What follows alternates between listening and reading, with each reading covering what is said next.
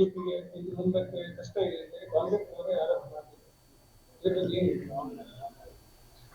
ಎಲ್ಲವೂ ಕೂಡ ಕಾಲವೇ ನಿರ್ಧಾರ ಮಾಡುತ್ತದೆ.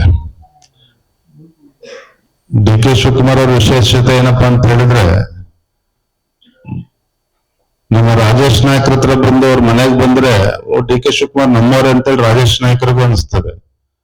ಬ್ರಿಜೇಶ್ ಚೌಟ್ರಿ ಮನೆಗೆ ಬಂದ್ರೆ ನಮ್ಮವ್ರೆ ಅಂತೇಳಿ ಅವ್ರಿಗೂ ಅನಿಸ್ತದೆ. ಅಂತ ಒಂದು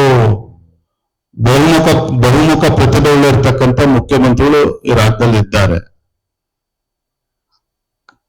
ಸಮಯ ಬಂದಾಗ ರಾಜ್ಯದ ಜನ ಉತ್ತರವನ್ನು ಕೊಡ್ತಾರೆ.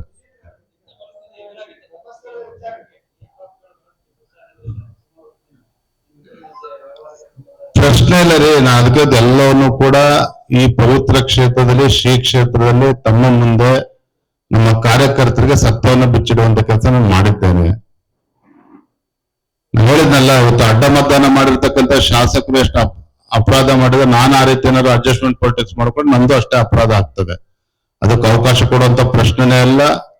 ನನ್ನ ಬಗ್ಗೆ ನನಗೆ ಸ್ಪಷ್ಟತೆ ಇದೆ, ನನ್ನ ಸಂಘಟನೆ ಬಗ್ಗೆ ವಿಶ್ವಾಸ ಇದೆ, ನಮ್ಮ ಕಾರ್ಯಕರ್ತರ ಬಗ್ಗೆ ವಿಶ್ವಾಸ ಇದೆ. ಮುಂದೆಲ್ಲವೂ ಕೂಡ ಒಳ್ಳೇದಾಗ್ತದೆ. ಹೇಳೋಣ. ಇಲ್ಲ, ಸುನೀಲ್ ಕುಮಾರ್ ಅವರು ನಾನೇ ದೂರವಾಣಿ ಕರೆ ಮಾಡಿದೆ. ಅವ್ರ ಕಮಿಟಿ ಮೀಟಿಂಗ್ ಇತ್ತು, ಹಾಗಾಗಿ ಬರಕ್ ಸಾಧ್ಯ ಆಗಿಲ್ಲ. ಜನ ಯಾರಿಗೂ ಎಷ್ಟು ಪ್ರಶ್ನೆ ಇಲ್ಲ ನಿಮ್ಗೆ ಒಬ್ಬರಿಗೆ. Thank you.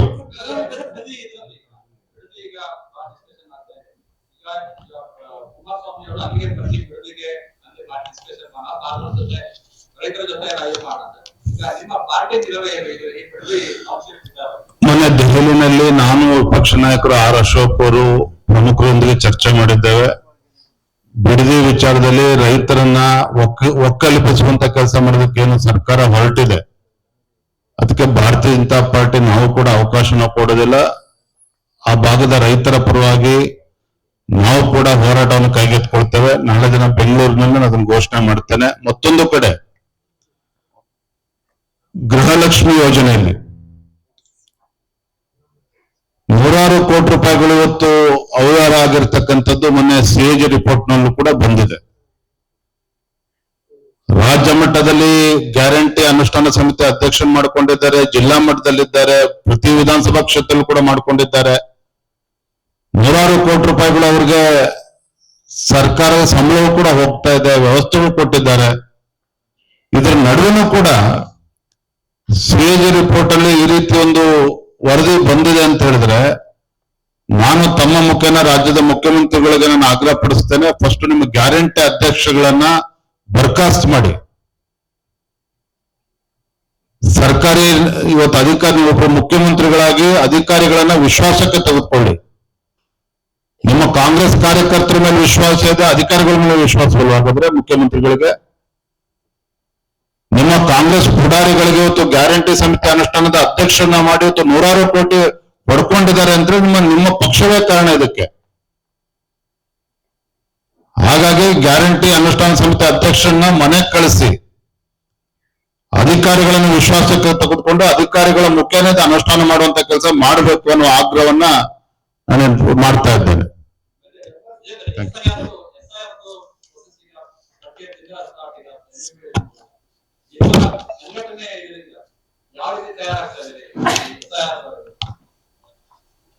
SIR ವಿಚಾರದಲ್ಲೂ ಕೂಡ ಆಡಳಿತ ಪಕ್ಷ ಕಾಂಗ್ರೆಸ್ನವರು ಅಪಪ್ರಚಾರ ಮಾಡುವಂತ ಕೆಲಸ ಮಾಡ್ತಾ ಇದ್ದಾರೆ. ಇದರ ನಡುವೆ ನಮ್ಮ ರಾಜ್ಯದ ಎಲ್ಲ 224 ವಿಧಾನಸಭಾ ಕ್ಷೇತ್ರಗಳಲ್ಲಿ ನಮ್ಮ ಸಂಘಟನೆ ಇದನ್ನ ಯಾವ ರೀತಿ ಜವಾಬ್ದಾರಿ ವಹಿಸಿಕೊಳ್ಬೇಕು, ಈಗೆಲ್ಲ ನಮ್ಮ ಕಾರ್ಯಕರ್ತರ ಜವಾಬ್ದಾರಿಯನ್ನು ಕೂಡ ಕೊಟ್ಟಿದ್ದೇವೆ. ಏನು ವೋಟರ್ಸ್ ಲಿಸ್ಟ್ ಇದೆ, ಯಾರು ಇವತ್ತು ಡಬಲ್ ಎಂಟ್ರಿಗಳಿದ್ದಾವೆ, ಅಕ್ರಮವಾಗಿ ಹೆಸರುಗಳು ಸೇರಿಕೊಂಡಿದ್ದಾವೆ.